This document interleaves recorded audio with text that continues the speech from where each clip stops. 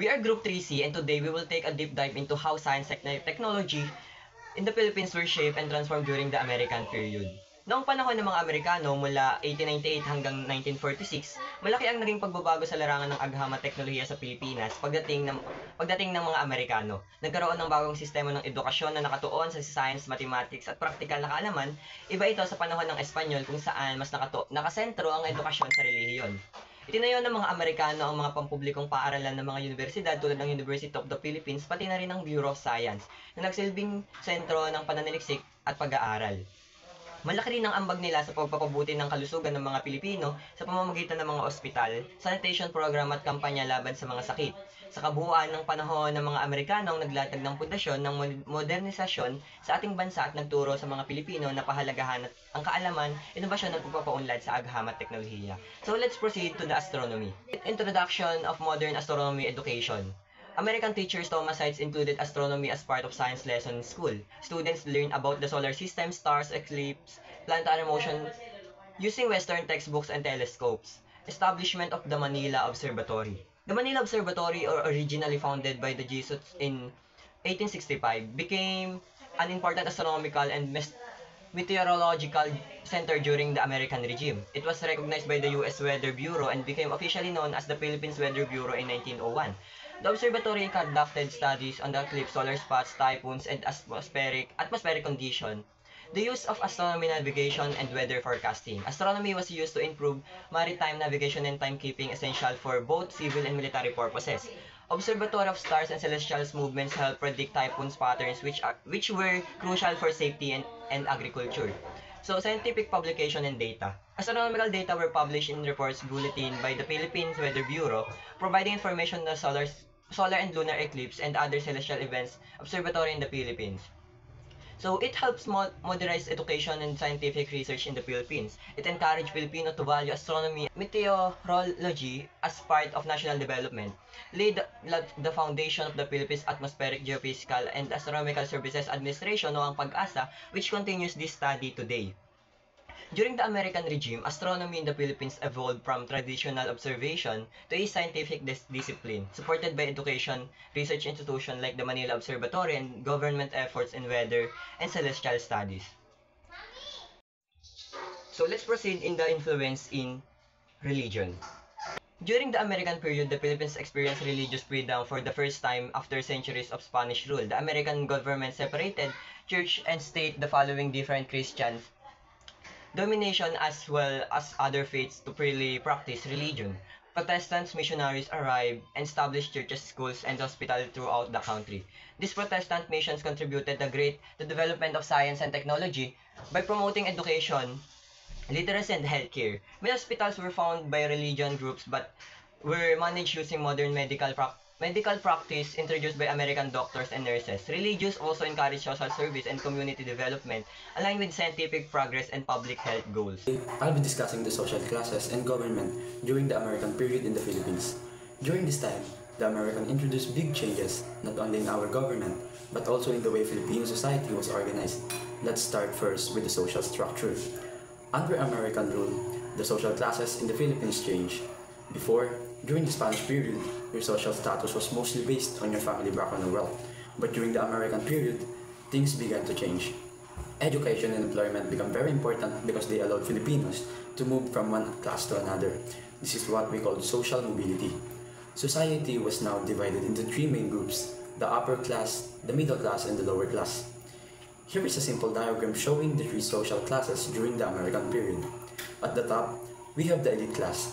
These were wealthy landowners, professionals, and highly educated Filipinos.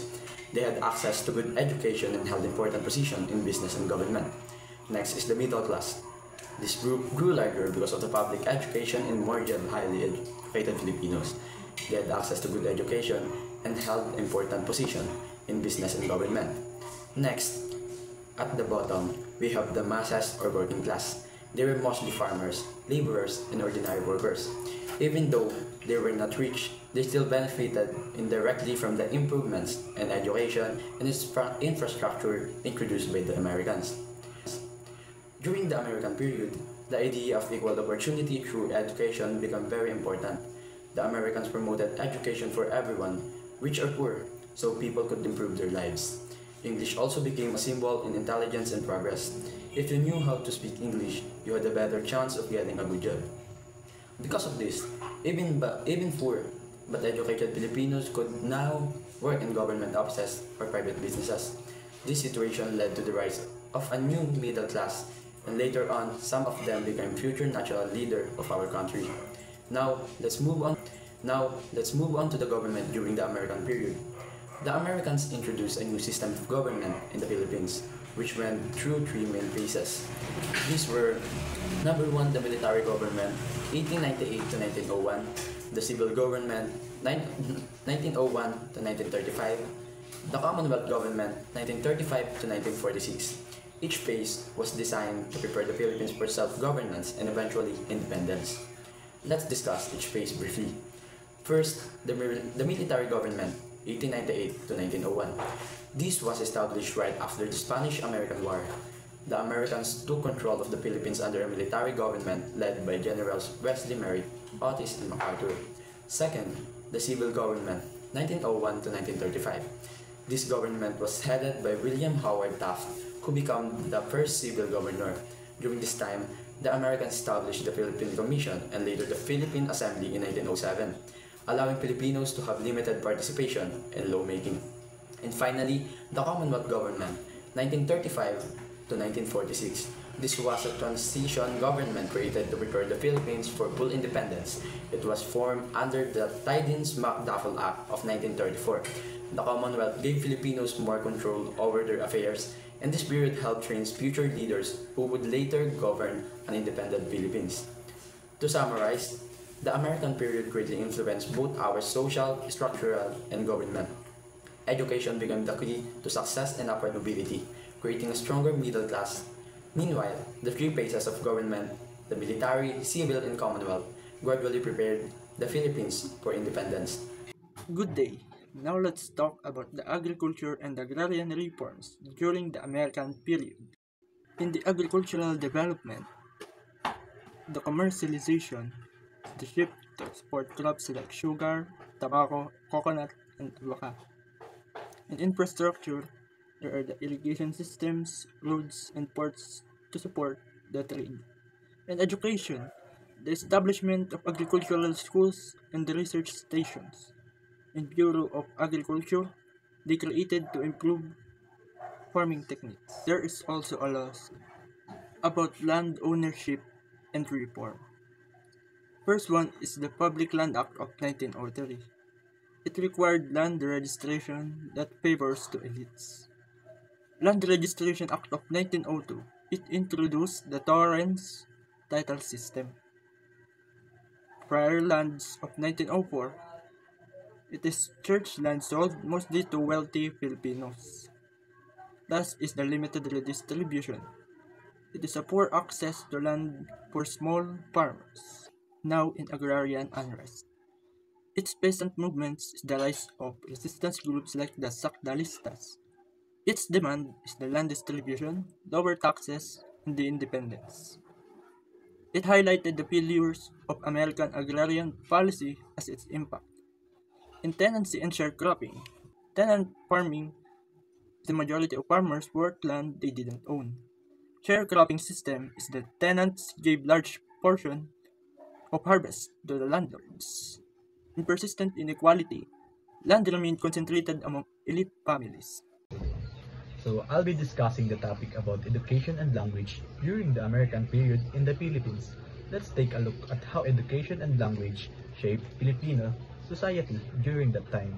When the American came to the Philippines, they saw education as a means of giving people an orientation toward a democratic way of life. They believed that through education, Filipinos could learn values of freedom, equality, and self-government. Education during this time was also intended to be universal and free for all, regardless of sex, age, religion, or socioeconomic status. This was a major change from the Spanish era, when education was mostly limited to the rich and religious institutions. In 1898, after the Americans occupied Manila, they reopened the schools, and interestingly, the first teachers were American soldiers, or also called Thomasites. These soldiers taught basic subjects and introduced a new system of education. By 1901, the Philippine Normal School was founded. Its main purpose was to train Filipino teachers so that education could reach more areas of the country. Later, in 1908, the University of the Philippines was established to provide higher education and produce future leadership of the nation. So, one of the biggest changes the American brought was in language. English became the sole medium of instructions in schools. This policy aimed to spread American culture and values among Filipinos. Through this, English became more than just a language. It became a symbol of progress and modernizations. So, the next one is the cultural and social impact. So, the use of English had a major cultural and social impact on the Filipino people. English proficiency became a gateway to better opportunities, especially in government, business, and professional fields. Because of this, new elite class emerged. Filipino who could speak and understand English well, these people were able to navigate colonial system more easily and gain higher social status. So in summary, the American period greatly transformed Philippine education and language. Education became more accessible, democratic values were introduced, and English became an important part of Filipino identity, changes that continue to shape our society today. Medicine and health during the American period. When the Americans took over the Philippines in 1898, they aimed to improve public health and sanitation. Unlike the Spanish period, which had limited healthcare, the Americans brought modern medicine, hospitals, and health education that laid the foundation for our current health system. Public health system. In 1898, the Board of Health for Manila was formed, followed by the Board of Health for Philippine Island in 1901. This later became the Bureau of Health, which eventually developed into the Department of Health. Their main goals were to control diseases, improve sanitation, and provide public health services across the country. Disease control and sanitation. The Americans faced major outbreaks, like cholera epidemic of 1902 to 1904. To combat this, they introduced vaccination programs, mosquito control, clean water system, and proper waste disposal. This action greatly reduced the deaths of infectious diseases. Hospitals and medical education. In 1910, the Philippine General Hospital, or the PGH, was built as the main government hospital and training center. The University of the Philippines College of Medicine was also established in 1905, training Filipino doctors in Western medicine. This marked the start of modern medical education in the country. Health research and science. The Bureau of Science, created in 1901, led research in tropical diseases and vaccine development. This helped make healthcare more scientific and evidence-based. Medicine type. Transition to Western medicine and scientific drugs. Common medicine. Quinine for malaria, smallpox vaccines for immunization, aspirin and morphine for pain and fever, sulfa drugs and early antibiotics by the late 1930s. Health focus. Sanitation, vaccination, and preventive medicine. Establishment of hospitals and medical school. Medicine became part of a formal education and public service. For the conclusion, the American regime introduced modern education and scientific methods that built the foundation of Philippine science and technology. The establishment of research institutions and laboratories inspired progress in various scientific fields. The advancements from this era continue to influence the country's education, research, and technological growth today.